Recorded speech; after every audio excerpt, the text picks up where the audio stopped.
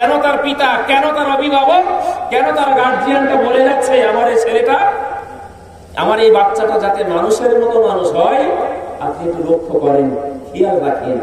ভাই দুটো হাত আছে, দুটো কান আছে, চোখ আছে, নাক আছে, পা আছে, সব বাহ্যিক দিক দিয়ে দেখলে মনে হবে মানুষ, আসলে কিন্তু সে মানুষ না। মানুষের আগে একটা অ বসবে, কি হয়? অমানুষ। ভাই মানুষ তৈরির কারখানা এখানে গড়তে চলেছে, তাই তো নাকি? মানুষ তৈরির কারখানা। ভাই প্রিয় নবী সাল্লাল্লাহু আলাইহি ওয়াসাল্লাম তিনি হাদিস শরীফের ভিতরে জানিয়েছেন, ইদা মাতাল ইনসান ইনকাতা আনহু আমালুহু ইল্লা মিন সালাসাতিন ইল্লা মিন সাদাকাতিন জারিয়া। মানুষ যখন মারা যায় সব আমল তার বন্ধ হয়ে যায়, সব আমল বন্ধ হয়ে যায়, কিন্তু তিনটে আমল তার জন্য জারি থাকে, যেগুলোকে আমরা জানি সাদাকায়ে জারিয়া বলা হয়। প্রিয় নবী বলতে বলতে একেবারে শেষের বেলা বললেন, আওয়ালাদিন সালিহিন ইয়াদউ লাহু। নেক্সট সন্তান যদি তুমি দুনিয়ায় রেখে মরতে পারো, তাহলে ওই সন্তানের ওসিলায় তুমি কবরে শুয়ে শুয়ে নেকি পেতে থাকবে। এগুলোকে বলা হয় চলমান সওয়াব। এই যে একটা প্রতিষ্ঠান এখানে খাড়া হচ্ছে, ছোট করে একটা এখানে শুরু হয়েছে, দিন দিন দিন দিন এর শ্রীবৃদ্ধি ঘটবে ইনশাআল্লাহ। ভাই তো আমি কিছু একটা এখানে শরীক হয়ে গেলাম, শরীক হলাম। এই প্রতিষ্ঠান যতদিন চলবে, আমি মারা গিয়েছি, চলতে থাকবে সওয়াব। কোন মসজিদে দান করলাম, মাদ্রাসায়, এতিমখানা, মুক্ত ইত্যাদি ভালো কাজে আমি সহযোগিতা করে দুনিয়া থেকে চিরজীবনের মতো বিদায় নিয়েছি। ভাই আমি চলে গেছি, কিন্তু সেগুলো তো জারি আছে, মানে আমি কবরে শুয়ে শুয়ে সেগুলো পেতে থাকবো। এই যে ভালো কাজে আমরা একটা যোগদান করেছি, এখানে যতক্ষণ আমি আপনি বসবো, আমাদের আমলনামায় নেকি লেখা হবে না গোনা লেখা হবে? নেকি লেখা হবে। যদি এই মজলিসটা আজকে শরিয়ত সম্মত না হয়ে শরিয়ত বিরোধী কোন মজলিস হতো, আর আমরা যদি যোগদান করতাম, সেখানে নেকি লেখা হতো তো নাকি? উল্টো উল্টো। ভাই আজকের এত বেলগড়িয়া, ফোড়গাছি সব আমার দাদুজির খুব ভক্ত। আমি ছোটবেলায় দাদুজির সঙ্গে আসতাম, ছোটবেলায় আসতাম। এই ত্রিবণী একটা মসজিদ আছে না, মসজিদে জলসার সময় অনেকবার এসছি, বা এখানে এসছি, আশেপাশে আলহামদুলিল্লাহ আপনাদের দোয়া অনেক জলসায় আমি এসেছি। তো সেই ছোটবেলায় একরকম দেখেছি, আজকের এসছি অনেকটা পরিবর্তন দেখছি। যতদিন যাবে তত পরিবর্তন আমরা দেখব, তাই তো নাকি? কারণ আমরা ছোটবেলায় যেমন ছিলাম, এখনো যদি তেমনই থাকি, যদি ভালোর দিকে আমরা এগিয়ে না আসি, তাহলে আমরা মানুষ হিসাবে আমাদের জন্ম নেওয়াটা কতটা সার্থকতা হচ্ছে। ভাই আমরা তো প্রত্যেকেই কম বেশি কিছু না কিছু খাই। এই যে কাটিয়াহাটে অনেক দোকান আছে, তোরা হাল খাতা করে বছরে একদিন করে, তাই না? বছরে একদিন হাল খাতা করে। এখন ওই কাটিয়াহাটের যে সমস্ত দোকানদার, ওরা আবার কলিকাতা থেকে মাল আনে, তো সেখানে বছর একদিন হাল খাতা হয়। এখন কাটিয়াহাটে আমরা এই এলাকার মানুষ কোন একটা দোকান থেকে লেনদেন করি, ধার দেনা করি। এখন দোকানদার আমাকে বলেছে যে মনিরুজ্জামান, তুমি সারা বছর মাল নিয়ে যাও, কোনো অসুবিধা নেই, যেদিন আমি হাল খাতা করবো সেদিন তোমার হাল খাতা কিন্তু সব শোধ করতে হবে, পিছনের খাতা একেবারে ক্লোজ করতে হবে। ভাই এটা আরবি কি মাস চলছে একটু বলবেন? আরবি যে মাস চলছে সেই মাসের নাম কি? শাবান মাস, মাহে শাবান। এই শাবান মাসের 14 তারিখ দিবাগত রাত, যেটাকে আমরা বলি শবে বরাত, লাইলাতুল বরাত, অর্থাৎ ভাগ্য রজনী। ভাগ্য রজনী। সারা জীবন নামাজ রোজা কিচ্ছু নেই, মসজিদের সঙ্গে কোনো সম্পর্ক নেই। শুনেছে যে ওই দিনে ভাগ্যে কি হবে না হবে আগামী 1 বছরের জন্য সব খাতায় লেখা হয়, আর মানুষ সব হুমড়ি খেয়ে মসজিদে পড়তেছে, উদবুদ্ধি করতেছে। ভাই সেখানে জায়গা ধারে না, কেন না আগামী একটা বছর ভাগ্যে কি হবে না হবে, তাই তো আল্লাহর কাছে চেয়ে দিচ্ছি। ভাই আল্লাহর সঙ্গে ধোঁকা, সারা বছর আমার সম্পর্ক নেই। ভাই ভুল বুঝবেন না। এখন আমি এই মার্কেটের দোকানে ধার খাই, মার্কেটের দোকানদার হালখাতার ডেট করেছে বৈশাখ মাসের 13 তারিখ। ভালো করে মাথায় ঢোকাবেন, বৈশাখ মাসের 13 তারিখে আমি যে দোকান থেকে মাল খাই সেই দোকানদার হালখাতা। এখন দোকানদার চিঠি করেছে, চিঠি আমার বাড়ি পৌঁছে গেছে, আমি দেখতেছি অমুক তারিখে ওই দোকানে হালখাতা এত টাকা বাকি আছে। এখন ওই দোকানদার যে মহাজনের কাছ থেকে লেনদেন করে সে মহাজনের হালখাতা ওই বৈশাখ মাসের 25 তারিখ। এখন একটা দোকানে অনেকটা খরিদ্দার থাকে, এখন ওই দোকানদার যখন সকল খরিদ্দারের কাছে হালখাতা চিঠি পৌঁছে দিয়েছে, এখন হালখাতার দিন সবাই আসে, এক একজন বাদও যায় না, এক একজন সুবিধা অসুবিধে আসতে পারে না। এখন দেখতে দেখতে বৈশাখ মাসের 13 তারিখ এসে গেল, সবাই হালখাতা করেছে, 2-5 জন হালখাতা করতে পারিনি। এখন দোকানদার পরের দিন সেই সমস্ত খরিদ্দারের বাড়িতে পৌঁছে গিয়ে মিষ্টি দিয়ে এসে আবার কিছুটা টাকা নিয়ে নিল। এক প্যাকেট মিষ্টি নিয়ে গেল, তার যেটা পাওনা ছিল সে নিয়ে চলে গেছে। ও বেচারা সবার কাছ থেকে কড়াই গন্ডাই বুঝে নিল। এবারে আস্তে আস্তে 25 তারিখ এসে গেছে, 25 তারিখ এবারে ওর দোবার পালা। তো এই 13 তারিখে কিসের পালা ছিল? নোয়ার পালা। আর 25 তারিখে এসছে দেবার পালা। ও বেচারা 25 তারিখ সকালবেলা বউ বাচ্চা লে ঘরে তালা মেরে বাড়ি থেকে আউট হয়ে গেছে। কলিকাতার যে মহাজন সে মনে করছে কোনো সমস্যা হতে পারে, হয়তো আসতে পারেনি। পরের দিন সকালে সেই মহাজন কলিকাতা থেকে হাট খোলা এসে দোকানদারের বাড়ি খোঁজ করছে। বাড়ির আশেপাশের লোক বলতেছে জানি না রাতের অন্ধকারে কোথায় চলে গেছে, ঘরে তালা মারা। এই যে লোকটা নিজের লোয়ার বেলায় পাওনাদার, নিজের বুঝদার, সে সবার কাছ থেকে বুঝে লেছে, এবার ওর বুঝে দেওয়ার পালা। তখনও তাড়িপত্র উপস্থিত পালিয়েছে। আপনাদের ভাষায় ওই মানুষটাকে কি বলবেন? আমার কথা বোঝা গেল? যে লোবার সময় সব বুঝে লেছে, এবার তো দোবার পালা। দোবার সময় ও ব্যাগপত্র তাড়িপত্র বসিয়ে বউ বাচ্চা লেও। আপনাদের ভাষায় মানুষটাকে কি বলবেন? একটু বলেন। চিটিংবাজ বলবেন। আল্লাহ পাক রব্বুল আলামিন আমাদেরকে পাঠিয়েছেন ইল্লা লিয়াবুদুন, ইবাদত বান্দেগি করার জন্য। শুধু মানুষ আর জিন এই দুটো গোষ্ঠীকে লক্ষ্য করে আল্লাহ পাক বললেন ইবাদত বান্দেগি করো। আর অনেক জীবজন্তু জানোয়ার তাদেরকে বললেন না। ভাই আল্লাহ বললেন বান্দা তোমরা আমি আল্লাহ আমার ইত্তেবা করবে, আমার অনুসরণ করবে। আর ওই সমস্ত মখলুক যা আমি অন্যান্য সৃষ্টি করেছি, ওই সমস্ত জীবজন্তু জানোয়ার সব তোমাদের তাবে হয়ে যাবে। জোরে বলে বেশি দূর যেতে হবে না, বসিরহাটে চলে যান। আস্তানা রোডে আল্লাহর মাহবুব বান্দা শাহ আলী রহমাতুল্লাহ আলাইহি মাযার আপনারা দেখেছেন আলহামদুলিল্লাহ। তো তার জীবনী পড়ে দেখবেন তিনি যতদিন ছিলেন তিনি একটা বাঘ, হিংস্র জন্তু, যে বাঘ দেখলে মানুষ ভয়ে পালায়, আর সেই বাঘের পিঠের ওপরে তিনি সবার হয়ে এলাকা ঘুরে ঘুরে ঘুরে ঘুরে বেড়াতেন। এই জন্য আল্লাহ পাক বললেন বান্দা তোমরা আমি আল্লাহ আমার হয়ে যাও, আর অন্যান্য সৃষ্টি যা আমি সৃষ্টি করেছি ওই সমস্ত সৃষ্টিগুলো সব তোমাদের তাবে হয়ে যাবে। ভাই আমরা অনেকে চাষবাস করি, আর আপনাদের এলাকার মানুষ তো অনেক চাষাবাসও আছে। দুটো গরু দুই ধারে, মাঝখানে একটা নাঙল এরকম থাকে না? আছে তো। ওই দুটো গরু ও তো আমাদের কথা শুনে ডাইনি বললে ডান দিকে যায়, বাই বললে বাই যায়। ভাই যদি একটু পাঁচন উঁচু করা হয় ও কিন্তু দ্রুত গতিতে ছোটে, ও আর কষ্ট করে চলতে পারছে না। কিন্তু যে একটা পাঁচন দিয়ে বাড়ি চালাবে ও কিন্তু আবার চলতে থাকবে। ওই গরুর নাঙল বিক্রি করে অনেক মানুষ তারা সংসার নির্বাহ করছে। অনেক ছোট ছোট ছাগল ছোট থেকে মানুষ করে একটু বড় হচ্ছে, ওই ছাগল বেচাকেনা করে তাদের সংসার নির্বাহ হয় না হয়। তাদের থেকে আমরা উপকৃত হচ্ছি।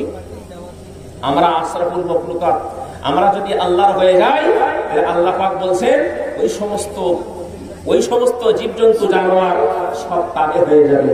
ভাই ভাই আপনারা মুখের কাছে দাঁড়িয়ে আছেন, কিছু চলে যাবেন না, আবার বলতে বললে পরে চলে যায়, এ খুব সমস্যা। জায়গা ফাঁকা আছে দয়া করে বসেন, জায়গা ফাঁকা আছে বসেন।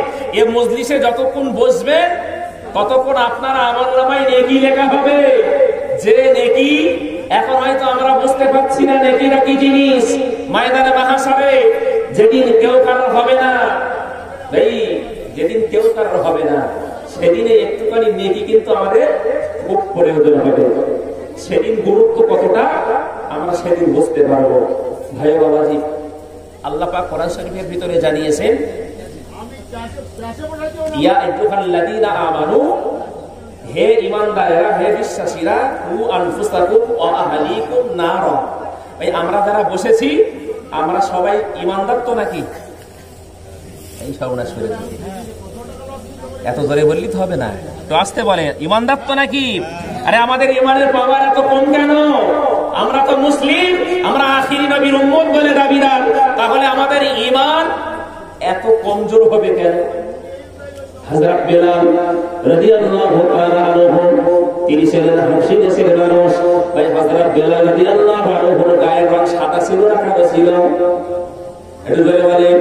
হযরত বেলাল রাদিয়াল্লাহু আনহু, তিনি গায়ের রং ছিল তার কালো, বাহ্যিকটা তার কালো ছিল, কিন্তু তার ভিতরে একেবারে নূরে নূরান্বিত জঞ্জল জঞ্জল করতেন।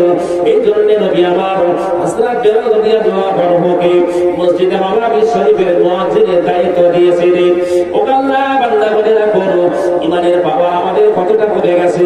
আর সেই সমস্ত ব্যক্তি বড় যারা রাসূলুল্লাহ সাহাবী যারা, তাদের ঈমানের পাওয়ারটা কতটা ছিল ঘটানোর জন্য একটি কথা মাথায় রাখুন। হযরত বেলাল রাদিয়াল্লাহু তাআলা আনহু, তিনি খুব গরীব ছিলেন, হাবশী দেশের মানুষ। তিনি উমাইয়া বলে একজন ব্যক্তির বাড়িতে চাকরের কাজ করতেন, পরিচারিকার কাজ করতেন। সারাদিন হাড় ভাঙা খাটুনি খেতে, না না না, রাতের বেলা আরামের বিছানা দূরে সরিয়ে দিয়ে উমাইয়ার বাড়ির পাশে বাগানে আবদারে ঝোপঝাড়ের ভিতরে বসে বসে বসে বসে আল্লাহ আল্লাহ আল্লাহ আল্লাহ করে। উমাইয়া সে ঘোর বিরোধী, আল্লাহ বিরোধী, সে ঘোর বিরোধী, নবী বিরোধী, সে মুহাম্মদকে মানে না, মুহাম্মাদের আল্লাহকেও মানে না। কিন্তু একদিন গভীর রজনীতে ঘুম ভেঙে গেল, এমন সময় কানে আওয়াজ আসে, আল্লাহ আল্লাহ আল্লাহ আল্লাহ, এই আওয়াজটা ভেসে ভেসে আসে। উমাইয়া চারিদিকে ছোটাছুটি করে, খোঁজাখুঁজি করে, কিন্তু না না না, তিনি সহজে বুঝতে পারে না আওয়াজটা কোন দিক দিয়ে আসে। একদিন যায়, দুদিন যায়, 3 দিন যায়, তিনি রাতের বেলা ওঠে আর ওই আওয়াজটা তার কানে ভেসে আসে। একদিন খুব ভালো করে গভীর মনোযোগ সহকারে ওই আওয়াজটা করে গতে গতে যে দেখছে, সর্বনাশ, যে গোলাম আমার বাড়িতে থাকে, যে গোলাম আমার খাদ্য খায়, যে গোলাম আমার বস্ত্র পরিধান করে, ওরা তো বড় সাহস, আমি উমাইয়া আমার বাড়িতে বসে বসে এই ঝোপঝাড়ের ভিতরে বসে বসে আমি যে আল্লাহকে মানি না, সে আল্লাহকে আল্লাহ আল্লাহ বলে রাখি। রাগ হবে নাকি? রাগ হবে না? হবে না, রাগ হবে। উমাইয়া খুব রেগে গেছে, এত বড় স্পর্ধা তোর, তুই আমার খাবি, আমার পড়বি, আমার বাড়িতে থাকবি, আর আমি যে মুহাম্মদকে মানি না, যে মুহাম্মদের আল্লাহকে মানি না, নাউযুবিল্লাহ, আর সেই আল্লাহকে তুই এখানে বসে বসে জপজেকে করছিস, স্মরণ করছিস। খবরদার, যা করেছিস দ্বিতীয় দিন যেন তোর মুখে, তোর জবানে আমি ওই আল্লাহ নামটা না শুনি। খবরদার, জীবনের মতো তুই ভুলে যা আল্লাহ বলা। এই হযরত বেলাল রাদিয়াল্লাহু আনহু, তিনি গোপনে ঈমান এনেছেন, ইসলাম কবুল করেছেন। সারাদিন আমরা তো অনেক কষ্ট করি, রাতের বেলা কি করি? আরাম করি, তাই তো নাকি? কিন্তু হযরত বেলাল সারাদিন রীতিমতো কষ্ট করছে, আর রাতের বেলা আরামটাকে দূরে সরিয়ে রেখে তিনি ঝোপঝাড়ের ভিতরে আরামে আরামে বসে বসে আল্লাহ আল্লাহ করছে। এখন উমাইয়া যখন জানতে পেরেছে নিষেধ করেছে, তখন নিষেধ মানেনি, বরং মনিবের কথার উপরে দায়িত্বহীন ভাষায় জানিয়ে দিয়েছে যে আমি যতদিন বেঁচে আছি, আমার গায়ে 1 ফোঁটা তাজা রক্ত যতক্ষণ থাকবে, আমি বেলাল আমার শ্বাস প্রশ্বাস যতক্ষণ চলবে, ততক্ষণ আমি ওই আল্লাহ আর আল্লাহর নবীকে ছাড়তে পারবো না। জোরে বলে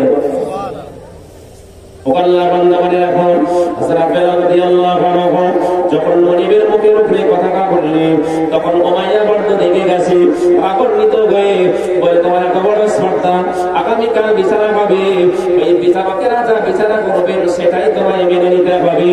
সকালবেলা, পরদিন সকালবেলা বিচারা দিয়েছে, কারা বিচারা করবে? আবু জেহেল, আবু লাহাব, উতাইবা, সাইবা, ওরাই তো সেদিন বিচারক ছিল। ওই সময় ওই পিরিয়ডে তারা বড় বড় বিচারক ছিল, তারা ধনী ছিল, তারা শক্তিশালী ছিল, তারা ক্ষমতাবান ছিল। এলাকার মানুষ সব তাদের কথা মান্যতা দিত। সকলের বিচারপত্র তারা। ভাই এখন উমাইয়া বিচার নিয়ে গেছে বেলালের এগেনস্টে, সকলে এক জায়গায় বসেছে, জিজ্ঞেস করছে উমাইয়া কি ব্যাপার, তুমি বিচার দিচ্ছ কি জন্যে? তা বলছে দেখুন আমার এই মনি, আমার এই গোলাম বেলাল আমার বাড়িতে কাজ কাম করে, তো সারাদিন কাজ করে, রাতের বেলায় বসে বসে আল্লাহ আল্লাহ করে। আমি অনেক বুঝিয়েছি, অনেক হুমকি ধমকি দিয়েছি, কিন্তু এ মানতে চায় না, বরং আমার মুখের উপরে আরো দায়িত্বহীন ভাষায় বলছে যে আমি যতদিন বেঁচে থাকবো এই কথা থেকে আমি চুপ করিব, সরব না।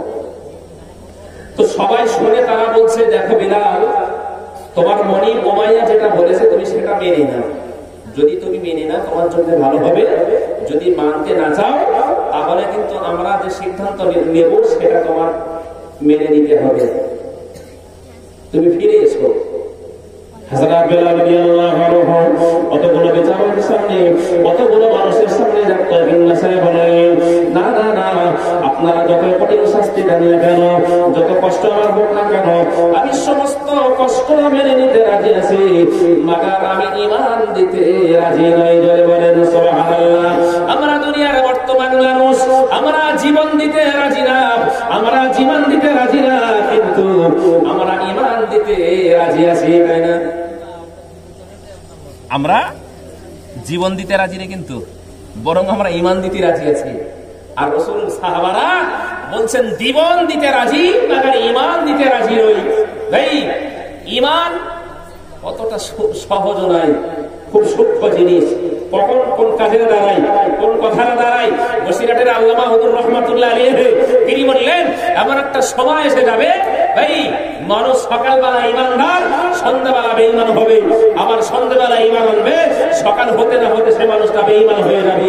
ভাই কাল সকালবেলা আপনি একটা কচুর পাতা ছেড়বেন না, কচুর পাতায় একটা পানি নিয়ে দেখবেন পানিটা টলমল টলমল করছে কিনা। ঈমানটা ঠিক ওই রকম হয়েছে, কোন কাজের দ্বারাই, কোন ব্যবহারের দ্বারাই, কিসের দ্বারাই আমাদের অমূল্য সম্পদ ঈমানটা হারিয়ে যাবে আমরা কেউ বুঝতে পারবো না। ভাই বাবাজি, হযরত বেলাল রাদিয়াল্লাহু আনহু যখন তাদের মুখের উপরে বললেন আমার জীবন থাকতে আমি কখনো আল্লাহ আর আল্লাহর নবীকে ছাড়ব না, না না না, আমি জীবন দিতে রাজি আছি, যতক্ষণ আমার শ্বাস প্রশ্বাস চলবে, যতক্ষণ আমার শরীরে এক ফোঁটা তাজা রক্ত থাকবে, ততক্ষণ পর্যন্ত আমি ইল্লাল্লাহ ইল্লাল্লাহ ইল্লাল্লাহ বলে যাব। এখন আপনাদের যেটা ইচ্ছা সেটা করতে পারেন, আমি সব অপরাধ মস্তকে আমি মানতে বাধ্য থাকবো। যে এই কথা হযরত বেলাল বললেন তখন সবাই রাগান্বিত হয়ে সবাই রেগে গেছে, বলে এত বড় স্পর্ধা। ওই সময় কিছু উট আনা হলো, যারা খুব দ্রুত গতিতে ছুটতে পারে, যাদের শক্তি বেশি, সবল বেশি, ওই উট আনা হলো। আর হযরত বেলালকে রাস্তার উপরে উপর করে ছিনিয়ে দেওয়া হলো। বেলালের পায়ে দড়ি আর উটের পায়ে দড়ি। এমন সময় ওই সমস্ত বিচারক বর্গ যারা ছিল তারা বলছে তোমরা এক কাজ করো, এই রাস্তা দিয়ে ঘুরতে ঘুরতে ঘুরতে ঘুরতে দীর্ঘ 6 কিলোমিটার রাস্তা ঘুরে আবার এখানে নিয়ে আসবে। ও আল্লাহর বান্দা মনে রাখুন, হযরত বেলাল রাদিয়াল্লাহু তাআলা আনহুকে যখন ওদের পায়ে দড়ি বেঁধে, হযরত বেলালের পায়ে দড়ি বেঁধে টানতে টানতে টানতে টানতে নিয়ে যাওয়া হচ্ছে। ওই আরবের দেশ, বালুকার দেশ, চারিদিকে কাকড়া পাথর পড়ে রয়েছে, হযরত বেলালের চামড়াগুলো খসে খসে পড়ে, রক্ত জড়িয়ে জড়িয়ে পড়ে, কোথাও কোথাও দেখা যায় গোশত টুকরা গুলো ছাড়িয়ে যায়। এমন করে দীর্ঘ 6 কিলোমিটার রাস্তা ঘুরে আবার সেই জায়গায় যখন আনা হয়েছে, হযরত বেলাল কালো নেই, হযরত বেলালের চেহারা পুরো রক্তে রাঙা হয়ে গেছে, রক্তে লাল হয়ে গেছে। হযরত বেলাল পড়ে আছে, নড়াচড়া করতে পারে না। এমন সময় হযরত বেলালকে লক্ষ্য করে বলছে, এ বাবা বেলাল, এখনো সময় আছে বাবা বেলাল, এখনো সময় আছে, তুমি যদি ফিরে আসো তাহলে আমরা সকলে মিলে তো তোমাকে সেবা করবো, যত্ন করবো, তোমাকে চিকিৎসা করাবো। ও আল্লাহর বান্দা বলে রাখো, আমরা যে খরমা খেজুর খাই, ওই খরমা খাজুর গাছের পাতা শুকিয়ে তারা জ্বালিয়ে পুড়িয়ে ছাই করতো, ওই ছাই দিয়ে যেখানে কেটে যেত, ওই কাটা জায়গায় রক্তে যেখানে রক্তে গড়াচ্ছে ওই জায়গাটায় লাগিয়ে দেওয়ার পরে রক্ত এমনি অটোমেটিক বন্ধ হয়ে যেত। আগেকার সময় এত ওষুধ ছিল না, এত ডাক্তার কবিরা ছিল না। মানুষ গাছের পাতা, বিশেষ করে খাজুরের পাতা তারা ঔষধ হিসাবে ব্যবহার করত। আমাদের এখন টুকটাক কেটে গেলে আগাছার পাতা দেই না, অনেকে আগাছার পাতা রস বানিয়ে দেয়, আবার কেউ কচু পাতা ছিঁড়ে ওই ডেকোয় একটু আটা মতো আছে সেগুলো লাগিয়ে দেয়। ভাই, তো সে সময় মানুষ কি করতো, যেখানে কোনো ক্ষত হয়, কেটে যায়, সরে যায়, খাজুর পাতা, শুকনো খাজুর পাতা পুড়িয়ে ছাই বানিয়ে সেই ছাইগুলো ক্ষত জায়গায় লাগিয়ে দিত, আর এমনি রক্তগুলো বন্ধ হয়ে যেত।